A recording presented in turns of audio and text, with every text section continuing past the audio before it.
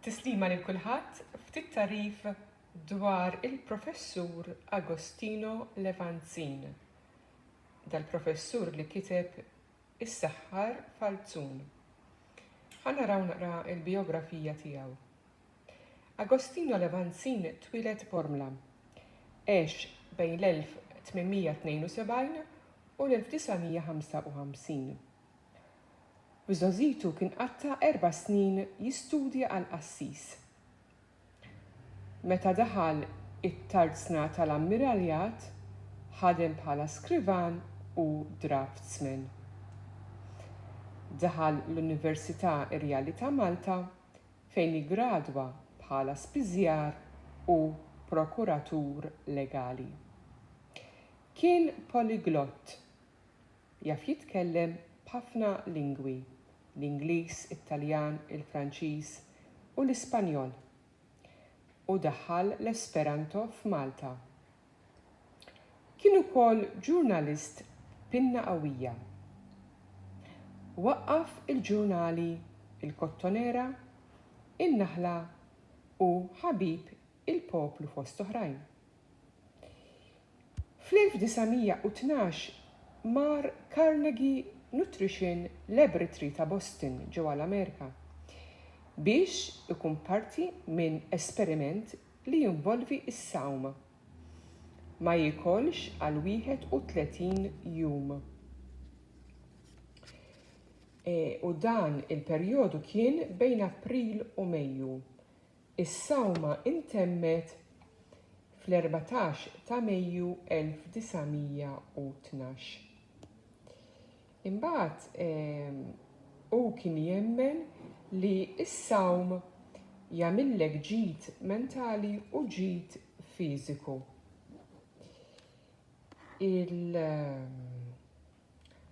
Kien attiv ferm jikteb fil-ġurnali tiegħu, jikteb ħafna kontra il-ħakkiema kolonjali Ingliżi, kien spiss jikteb favur id-drittijiet tal-ħaddiema Maltin li kellhom kundizzjonijiet ta' xogħol mill-ar. Imbagħad insibu li fil-ġurnal tiegħu Il-Kottonera kixef in-nepotiżmu, il-korruzzjoni u t-tixħim li kien għaddej fid-dokjard. Għalhekk weħluh libel u tellawh il-qorti, imma rnexxielu jirbaħ il-kawża. Darba minnhom qabel saqal ħaddiem u fħabba hekk l-ammiraljat weħluh libel ieħor jgħidulu seditious libel, imma għal darba oħra iddefenda lilu innifsu u rebaħ il-kawża.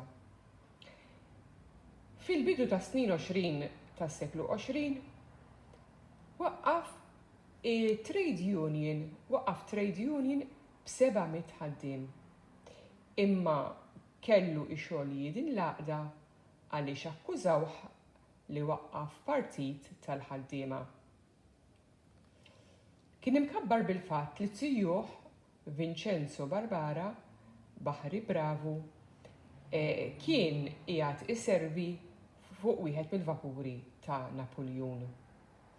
Kien iż-żmien meta Napoleon rid ikeċċi minn Malta lill-kavallieri tal-Ordni ta' San Ġwan. Għaliex dawna kienu qed iħallu l-poplu Malti jgħix faqar kbir waqt li l-interess tagħhom kien li jiġbru it-taxxi. Is-Seħħar Falzun, ir-roman storiku ta' Agostino Levanzin, kien kiseb suċċess kbir kif kien imxandar fil-ġurnal In-Naħla tal-1908. Romanz immirat biex jgħallem lill-poplu. Bħala spiżjar kien ippubblika tarif li għadu jotsallum fuq id-diabete. Dan it-tarif ħadtu ġbartu mill-ġurnal The Times of Malta fuq kitba ta' Lino Buġejja u kien miktub f'Lulju tal-2012.